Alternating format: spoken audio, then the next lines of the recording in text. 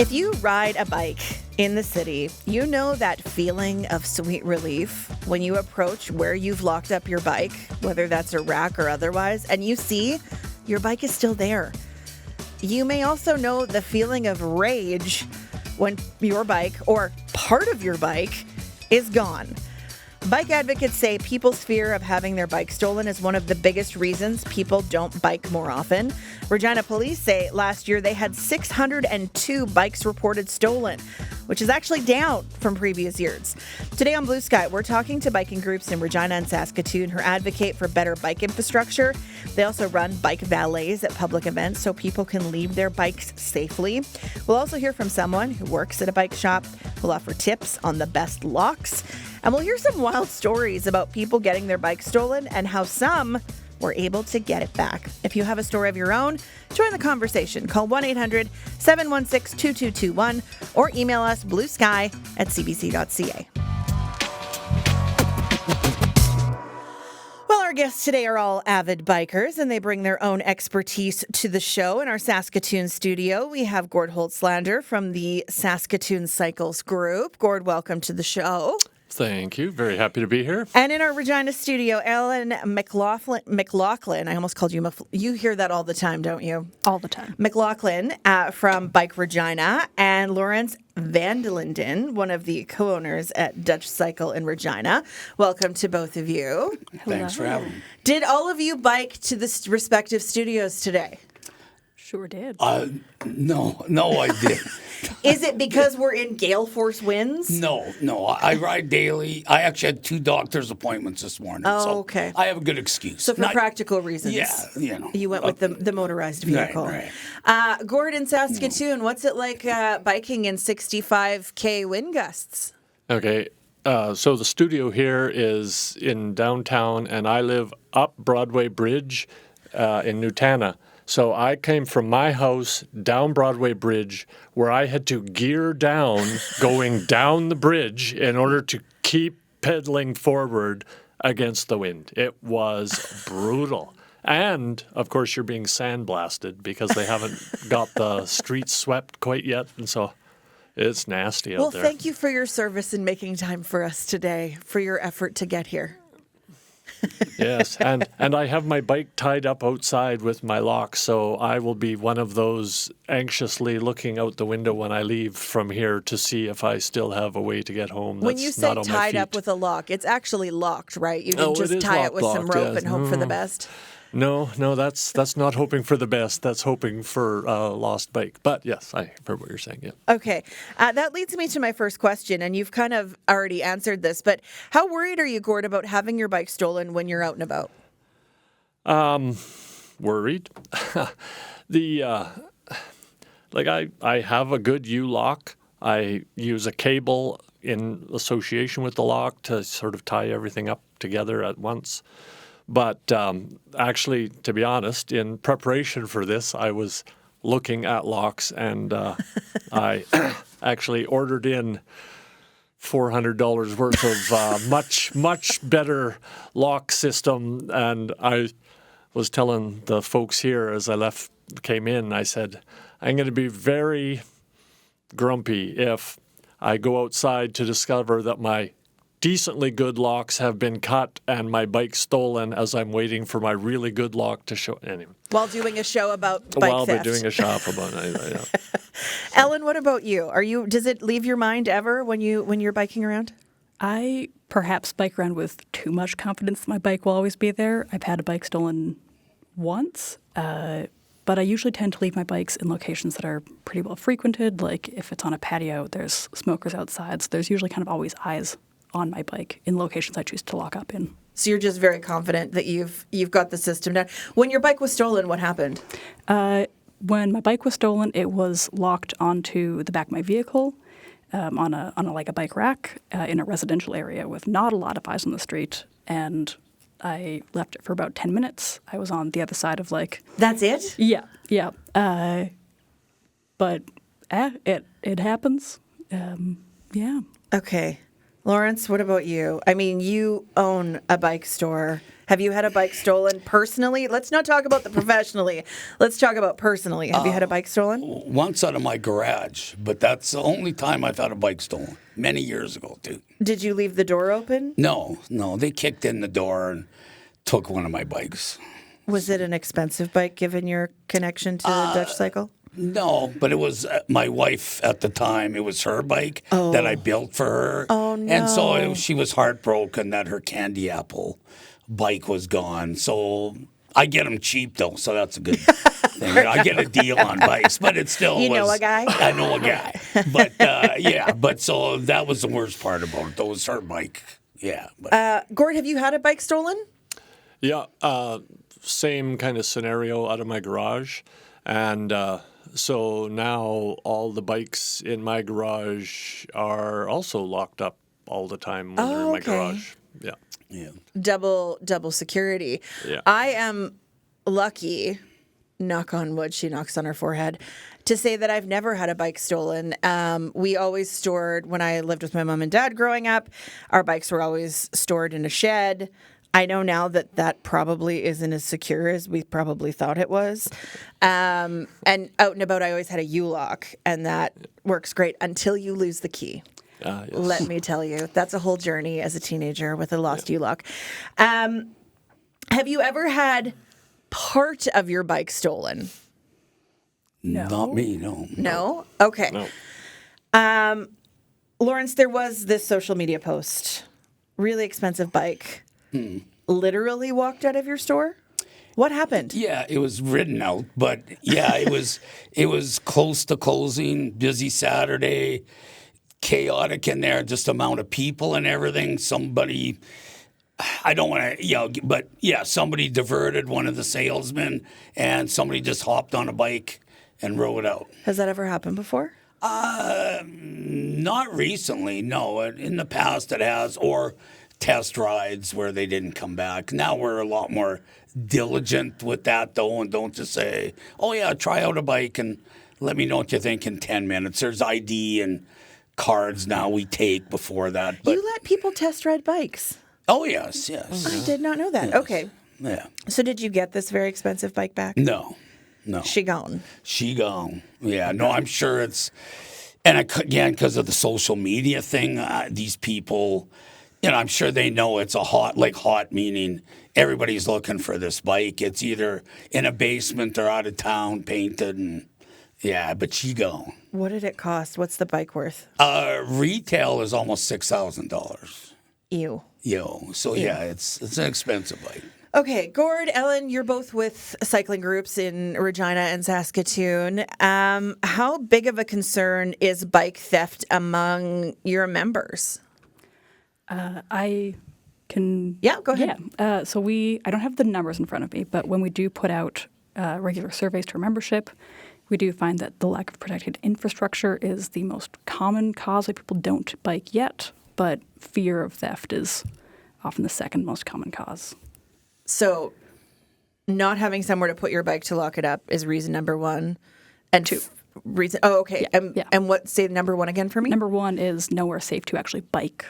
Oh, like actual being Like concerned bike about lanes. Okay. Bike Yeah. lanes, Yeah. etc. Yeah. What about you, Gordon, Saskatoon? Yeah, that would be the same here. That people are afraid to ride sort of just on the streets, and so then they don't ride regularly, right? They would, ride on a Saturday or something. And then for people who do ride, the big sort of barrier for people to ride much more, commute to work, go get groceries, go to the library, do all the things on your bike is, will I have a bike when I come back out? So those two. I mean, the first one can be helped with training, helping people learn how to ride better and be more confident and all those kinds of things. And obviously, better infrastructure being built by cities, etc. But the lock thing is real. Saskatoon, and again, I don't know the numbers for Regina, although I suspect it's similar because the prairies writ large have nonsensical bike theft numbers. And And it's a business. It's a business for bike theft. Okay. Are there cities that you could point to that do take this more seriously and that don't have the same theft issues? Gord? Well, the shining city on a hill would be Vancouver, who obviously has lovely weather and lots of people riding bike and had a significant bike theft issue. And then they moved to a system called Project 529 or 529 Garage. It's an online registry, and they dropped bike thefts 42%. So when you say it's an online registry, what are you registering? Like your own bike is registered there, and so what happens when it's registered? What's the point of registering? So it only works if kind of everyone gets on board. So the police have to be part of the registry. The bike shops are part of the registry. Bike groups like Bike Regina and Saskatoon Cycles are part of, engaged in the registry. Mm-hmm. And then you as the cyclist would either on your own or at a big event to register bikes, would you fire up, there's an app, so you fire up the app, you take pictures of your bike, you put in the serial numbers, and then you can put in receipt, like a receipt for what your bike was worth for insurance purposes, and then that goes, so then that's in the Project 529 system. So now when your bike gets stolen and it is recovered, and so the issue is the police maybe recover 3,000 bikes a year. Mm-hmm. So as we heard, right, there were 600 some stolen, which is down. But mostly it's probably down because reporting is down, maybe. Mm-hmm. But so then that bike gets recovered. 529 can, if you're in the system, they can find you. Now that works as well for the like in Saskatoon, we have one that the Saskatoon police have created. And so if they recover the bike, they can check. The issue is somebody comes in to the cycle shop and says, hey, I'd like to, swap this bike and buy a nicer bike. Or, you go into a pawn shop and say, hey, can I pawn this bike? And they don't have any way to check, is this a stolen bike? Whereas with 529, all of those people, all of those groups have access to the database. And so you can check. Oh, let's just check and see if this bike is hot. And if it is, obviously you don't buy it and you report it. Hey, this stolen bike is right here at my shop. The nice thing about 529 is it's not. So our Saskatoon City Police one is Saskatoon. So if I steal a bike, to Lawrence's point, I steal a nice bike, I take it to Warman to sell, or Martinsville, or, right? I just take it out of the city and poof, it drops off the radar. Something like that, though, for it to work, has to be used well. Is it something, Ellen, Lawrence, that you're aware of in these other cities that they're doing these things? Is it something that would be helpful here? I think it'd be helpful. I wasn't aware of that program or anything, but I think it would be, yeah. I mean, I know I've got people's bikes back just from them phoning me and saying, hey, my bike got stolen. So much of it is most people don't have their serial number. And I found that I know it was this person's bike, but got the police involved. And even though I knew it was this person's bike because I sold it and fixed it for him, the person couldn't get it back because they didn't have a serial number. Yeah, so it was almost frustrating that just because they didn't write their serial number down. So yeah, a registry like that would make a big difference, I think. What do you think, Ellen? Yeah, I think it would be valuable, especially, this is admittedly like one of my first times hearing about this particular project, but something that we should probably start instituting and broadcasting in Regina as well. Okay, I want to go to the phones. Bill in Regina is on the line, and I hear you have some pretty crazy stories, Bill. So go ahead, and we're here to listen. Okay, well, Sam, I've had, in the past 10 years, I own a condo near downtown Regina.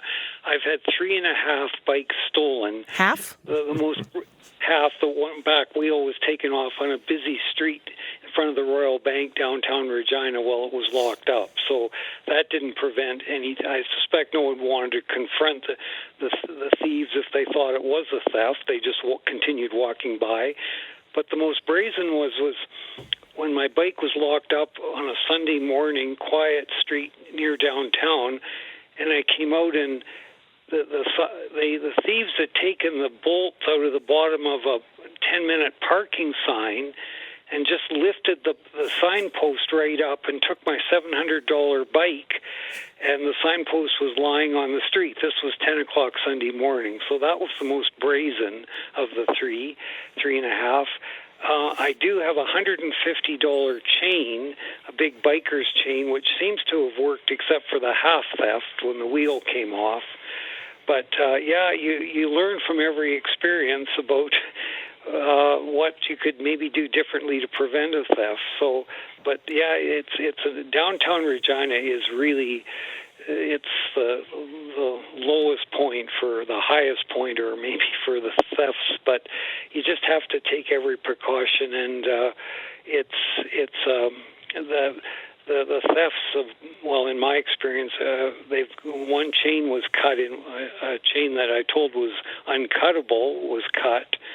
So if there's a will, there's a way for these thieves to take bikes. But it's for me, every theft is a new wrinkle in a learning experience. What have you learned, Bill? What's your biggest takeaway? Well, I live close to downtown Regina. I won't take my bike down to downtown. I can walk 10 minutes to the Royal Bank. I won't leave my bike anywhere at the library or any. That's part of it. Part of my precautions. The other part is the $150 chain, the biker's chain, which is a nuisance to carry around. that seems to have been uncuttable. They haven't had. No one's attempted that. I've had at least one lock cut. So part of it is just the thieves win out in some respect because you're reluctant to take your bike to some locations, i.e., pretty much anywhere downtown. I'll walk before I take my bike. So. That's where the thieves do ultimately win out. What keeps you cycling, though, Bill? Because I could imagine some people would get frustrated enough to say, you know what, 3 bikes down, I don't have it in me to buy another one. Especially if you're buying $700, $1,500, $6,000 bikes, it can be really frustrating. What keeps you cycling? Well, Sam, you can't let the thieves win out totally. Like, the criminal element's there, and you just have to keep on cycling. You can't, for the thrill and the delight of cycling has just kept me going for the most part. I'll take my bike, to a coffee shop, and I can watch the bike while I'm drinking coffee, say, or those kind of things. But yeah, it's taken some of the fun out of going and just anywhere on my bike. I usually have to want to watch my bike as I'm in a store or having coffee someplace. But you can't let the thieves win out, the criminal element win out entirely, because that's just not in my DNA to do that. So I keep cycling, and it's been a couple of years now since I've had a half. The last was my wheel. And one of the bike stores told me in Regina there is a way of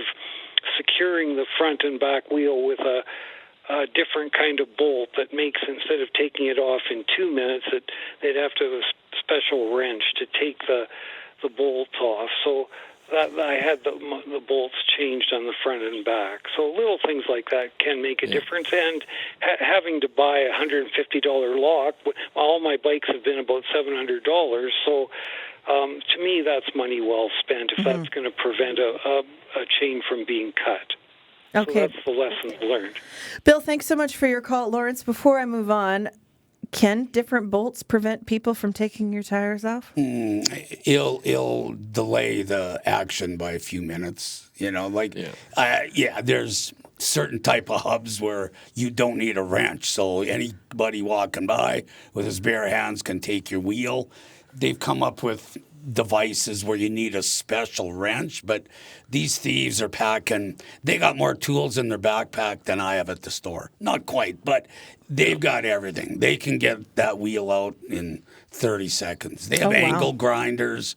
Yeah. I've seen bike frames get cut when they were locked up pole just so they could get the parts off of this bike. They didn't even care about the frame. The parts were worth enough to them that they cut the frame to steal it.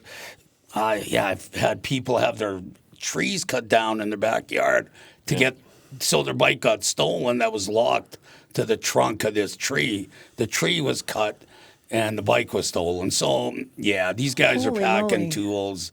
They can get, if they're just an arborist in your backyard taking down a tree. Okay. Right. I'll start locking my bikes to unwanted trees. So it's too bad, but that's reality. Oh, my goodness. I'm Sam McKeag. Today, we are talking about preventing bike theft in Saskatchewan, and it is an issue, particularly in the big cities, though I'm sure smaller centers have the same issues. My guests today are Gord Holtzlander from Saskatoon Cycles, Ellen McLaughlin from Bike Regina, and Lawrence Van de Linden from Dutch Cycle in Regina. I want to get through some more callers before we continue, and we will talk about locking mechanisms, security, best practices. But first, Dan in Saskatoon, thanks for calling. Tell us your story. I mean, I got a few, but one of the ones and makes a good point, I think, is that cycling is a really tight-knit community. This is probably, I want to say about almost 15 years ago. I worked at Spoken Sport in Saskatoon here, and we got a guy come in with, it was a brand new bike from one of our competitors. And, telltale sign of a stolen bike, right, is scratched off decals. Try to obscure the source of it and the identity of it. And we thought, that's not right. It's clearly a brand new bike. And so we took it in for service. He had whatever in the process of stealing it. He banged a few things up. Anyways, guy brought it in for service, and we said, okay, suspicious, but we'll take it into our back room and we'll call you when it's done. Our first call was to Bike Doctor because we saw by the brand and be like, hey, we're friends. We go for rides with these guys. So we called them up and said, are you missing a such and such model of bike? And they said, you're kidding. Yeah, that was stolen this morning. I said, oh, okay, I'm looking at it. And so we called up the quote-unquote customer and said, okay, your bike's done. And there were the police waiting for him when he come back for his bike. So it's a tight-knit community. And I think that's part of it for anybody that gets a bike stolen. Get the word out, and, it helps a lot. Mm-hmm. Dan, thanks so much for sharing that story and for being a good neighbor. Oh, absolutely. Okay, from Dan in Saskatoon, we are going to Cliff, who is on his bike between Beaulieu and Strasbourg. Are you biking and talking at the same time?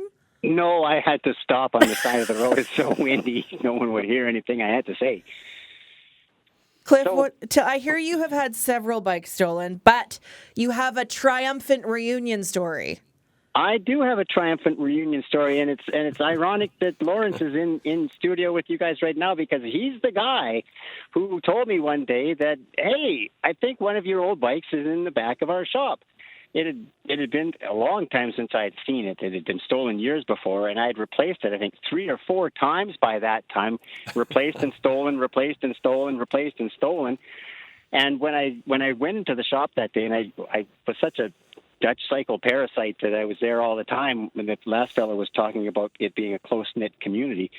And he said, "Oh, I think one of your old bikes is in the back." I didn't know which one it was, but we went into the back, and sure enough, there it was, the very first one that had been stolen all those years ago that I never thought I would ever see again.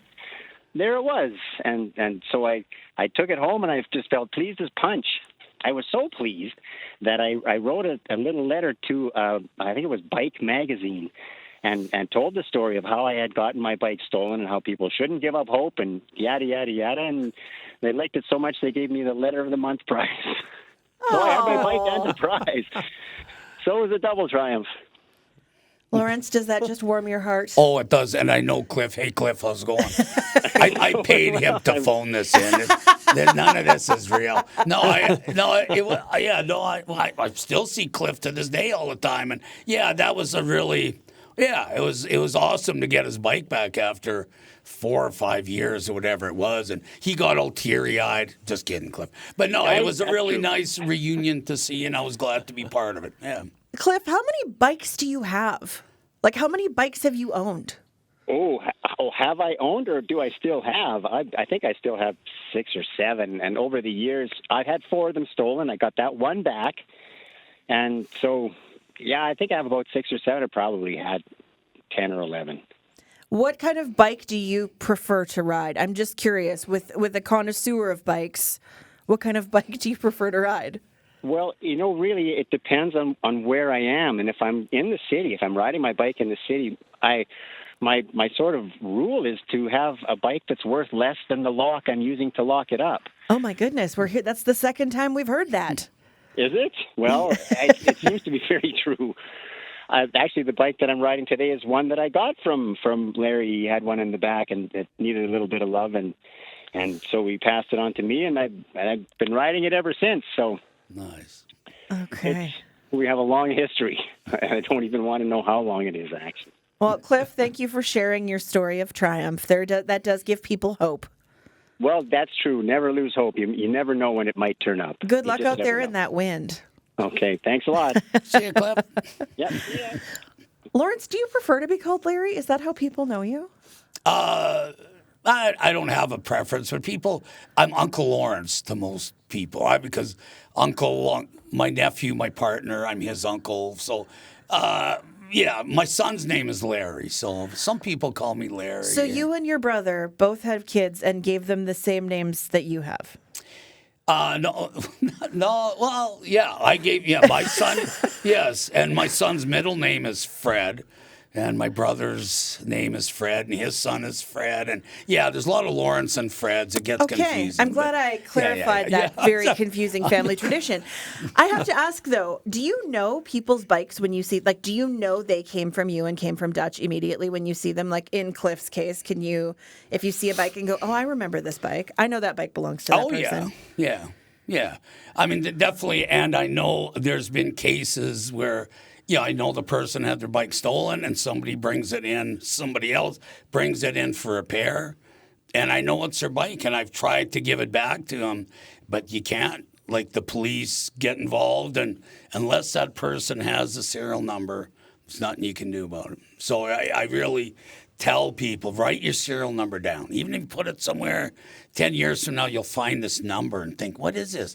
But at least that way, if your bike ever does turn up and somebody's on it, it's yours, you got proof. But without that, you take a chance. My producer, Nicole, sends me a message that says, take a picture and email it to yourself, because then it just lives in your email account forever and ever. Or you can register it with the city. Right. Let's talk about registering your bikes. Is that a helpful thing to do? I don't even know. Do they still even do that? I don't even know. So, I mean, are your bikes registered with the city? Like your personal bikes? No. Are your bikes registered with the city? No. I have. Ellen says no. Gord, are your bikes registered with the city? It definitely is, and my wife's as well. We both have e-bikes, so it raised the bar considerably. If you didn't have an e-bike, would you have registered it? Yeah, I did. But you did? I'm also board chair of Saskatoon Cycles, so I kind of sort of have to do a little walking of the talking. So, but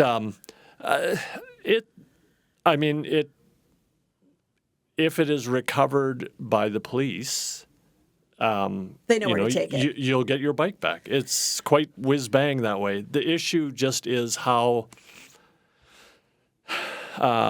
the system is. It's very much. It's a very similar process to reporting your bike stolen as it is to register your bike into their system. Do you register it once or do you register it every year?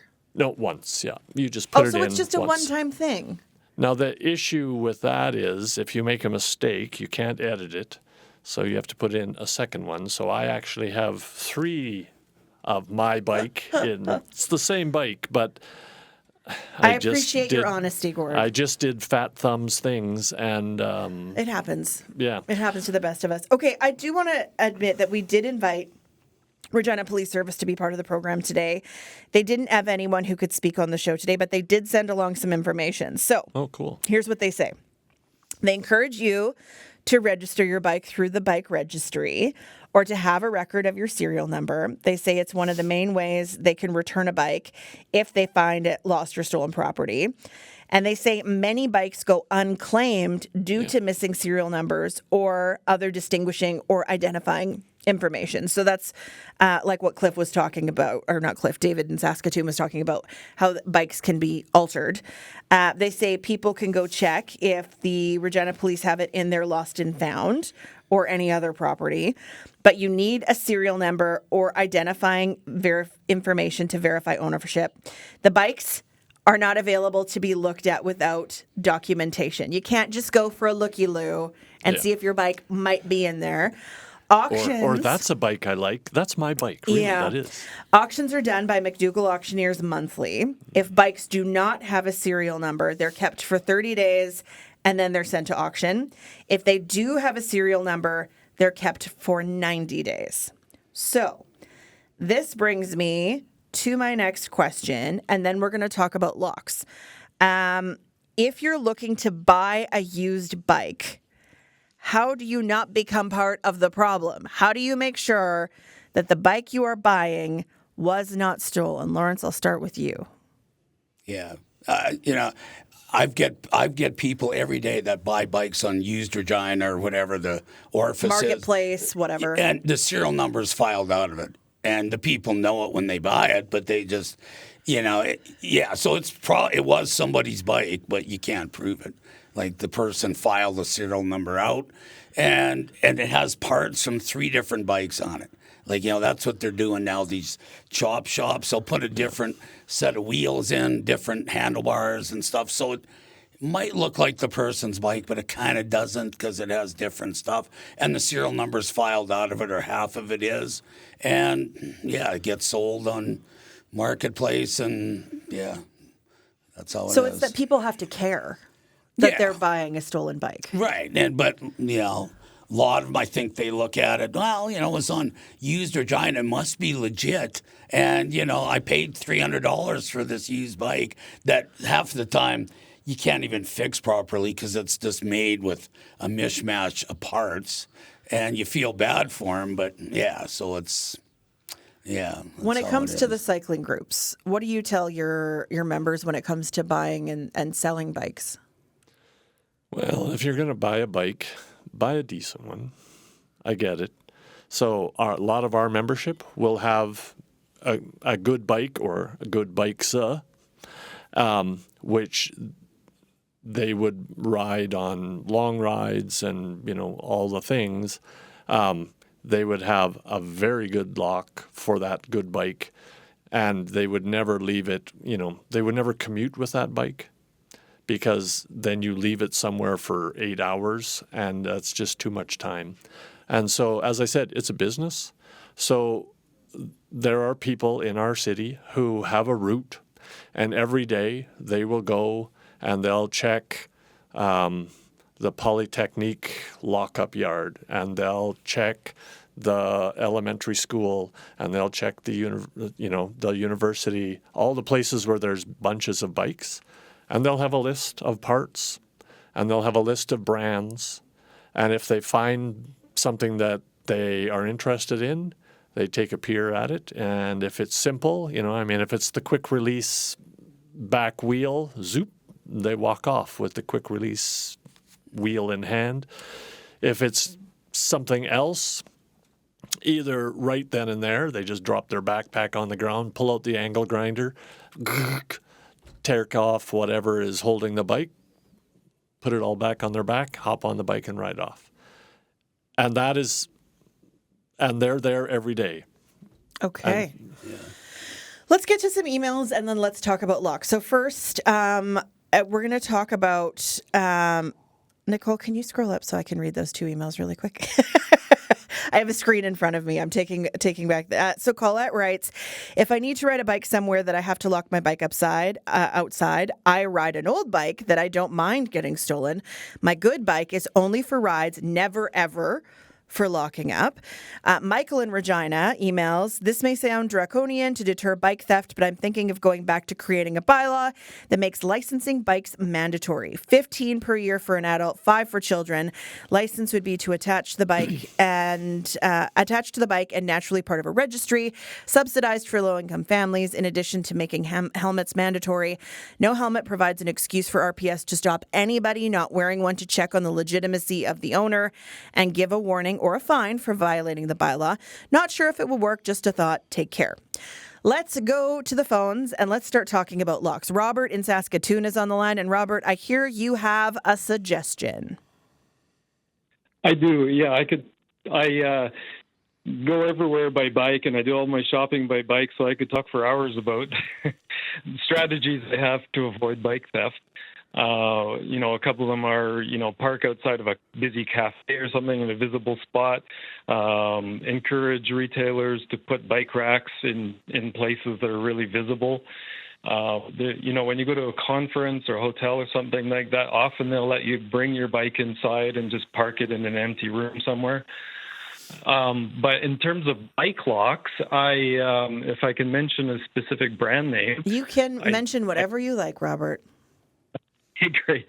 I did a bunch of research on the internet, and unfortunately, these ones aren't available at local retailers who I like to support, but there's a couple of brands of bike locks now that are angle grinder resistant, and there's a lot of videos that are quite convincing on the internet about them. We bought a couple of years ago a really expensive cargo bike. That's what spurred me to look into this, and I paid $600 for two D-locks that are angle grinder resistant. They're called, the brand I got was a Light Lock, and they're very heavy and very convincing. And I put 2 locks on it, and then when I use a cheaper bike, like a $100 bike, I put 2 bike locks so that both the wheels and the frame are locked solidly into something, and there's no way Thief is going to have much interest in a $100 bike that's got $600 worth of bike locks on it. Okay, that is helpful. Gord, is that what you ordered? Are these the fancy bike locks that you've ordered? Yeah. I got the Light Lock X1 is on its way, and I'm hoping it gets here before somebody angle grinds my regular D-lock outside. Okay, Lawrence, let's talk about locks. You sell bikes and locks for a living. I'm sure do you even sell something that could break easily anymore?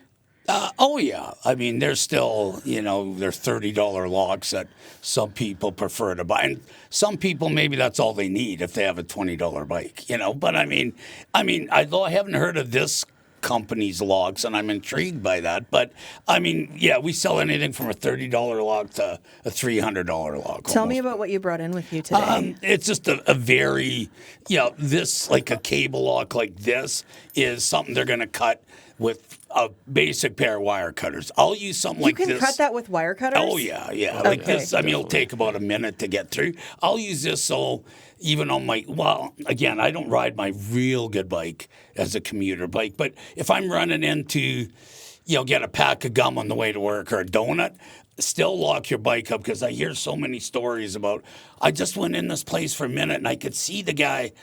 He was almost waiting around the corner, hopping on my bike and riding away. Yeah. So even this will at least slow him down. If when you can see your bike but it's 100 feet away, at least not a great lock, but it prevents somebody from just And it's light enough that you can carry it around, not a lot of problem. Right. I mean, yeah, but it's from there, like basically a D or U-shaped lock is, I find, the best deterrent to have. This will only lock generally your frame up to a post or an apple tree that they can cut down or whatever. But, so, and then you would use a longer cable like this, not that anybody could see it, but to go around both wheels. So you're making it difficult for them. What happens if you lose a key to a U-lock? Well, again, some companies like this company, every key is numbered. And if you have the number written down and you lose both your keys, you can order keys, but you have to have that number written down. So, but not someone couldn't just come up and put the key in your lock, could they? No. Okay. What's the other lock you have with you? And then this is just a variation on a U-lock that some people like. It's a chain lock, and they come in different varieties as well.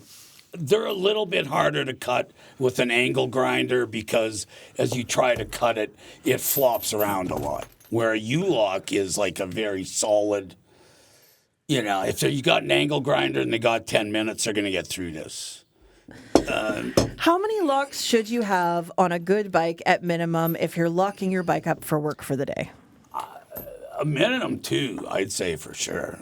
Locking up your frame to something and then your wheels for sure. So you need to lock your wheels, both of them, to something and your frame to something. Yeah. What about the whole someone stealing, if you've got a seat, do you need to take it with you? Yeah, especially if it has like a quick release where you don't need a wrench to remove it. Because again, they steal your seat and post. It's $100. And an uncomfortable bike ride home. And an uncomfortable, very good for the legs, though. Very good exercise when you have no seat. But it's, again, I'm one of those guys where, it might sound extreme, but I have a bike that I ride around city that people laugh at me when they see me. They say, you're a bike shop owner and that's what you ride. I mean, this has a ripped seat. It's a real ugly looking bike. That's why I haven't had a bike stolen. I have real expensive bikes too, but I wouldn't leave it sitting at Superstore or at Cornwall Center. Not to knock the Cornwall Center, but or downtown, you know what I mean? So, so that's the other thing. Ellen, how many locks do you have on your bike? I have between if we consider the cable and the U-lock 2 locks, then between 1 to 2 locks on my bike at any time. I find that some places you go to, their bike locks or their bike stands are not set up to actually have a bike locked to it. No. It's so nice and artistic, and you actually can't get a bike close enough to the bike stand to actually lock anything to it. So Preach. Functional bike stands and so important. But on long trips, if I'm going to be out of sight of my bike for an hour or more, it's coming in with me. Okay. We have an email from John. He said, I talked to a guy at the grocery store who put a tile location device bought from Canadian Tire on his bike just before it was stolen. A tile is like an air tag, if you're wondering. Just taped it to the reflector and put some reflective tape over top of it so it was hidden. The app located it. He called police and asked them to help him retrieve it. They said they didn't have time. So he called back later, and the police actually had time, and they said they'd go with him. They thought it wasn't a real thing with the tile app. When they got closer while walking to the house where the GPS said it was, he hit the make noise button, and the bike started ringing. The one police officer heard it, and they went into the backyard, got the bike back. The owner didn't want to press charges, just happy to have his bike back. The police admitted they thought they were just humoring the guy by going, then said they were going straight to Canadian Tire to buy tiles for their own bikes. How does technology play into this for you at all, Lawrence? Or are you like your system of having the old bike and that works for you? Yeah, I'm a guy that's never used an ATM machine, right? So you've never used an ATM? No, so don't. Yeah, so that's a whole other show. Yeah, but that's a really, I think, a good idea. If there is such a thing. Yeah, I didn't. Sorry, I sound like a caveman. That's fine. Now, I love it. I didn't know there was such a thing. Okay, we are coming up on the end of the show. I know Bike Regina and Saskatoon Cycles have bike valet service at events, and I think that's fantastic. I know I see it at rider games, exhibition, those kinds of things. Give people a real opportunity where there's not a lot of parking, too, an alternative way of getting in and out. But, Gord, I wanted you to talk about BYXE because that starts on Saturday, yes? Yes. Tell me what's going on. So BYXE Bikes Week is a big cycling hoop-de-doo that we have here in Saskatoon. It's put on by the city, but Saskatoon Cycles does all the sort of organizing for it. And so there's the Great Passport Adventure, where you get a passport and then you go to all different vendors around the city and get little stickers to put on your passport. And if you get the passport all filled up and you hand it in to us, you can win great prizes. There's a scavenger hunt that you don't have to get everything. It just gives you clues, and you ride to interesting places.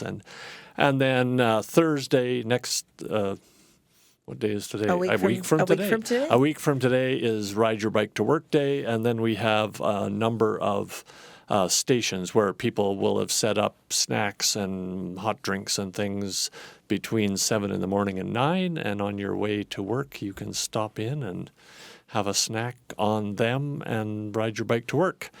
Assuming you either have 2 $400 locks or Lawrence's, which is the much more popular version, to be honest, is Lawrence's $100 bike, and no one cares. You just need a Mary Poppins style purse that you can pack your bike into and take into the building with you. Very much so. Harry Potter. Some magic. In it goes. That's the solution to all of this. We just need some magic. This has been a magical hour. Thank you, all three of you, for your time and the laughs and the expertise and the commiseration from the callers, too. Now I'll go see if I have a bike outside on the sidewalk. I hope you do. Alan McLaughlin is with Bike Regina. Gord Hotslander is with Saskatoon Cycles. And Lawrence Van de Linden from Dutch Cycle, our guests today.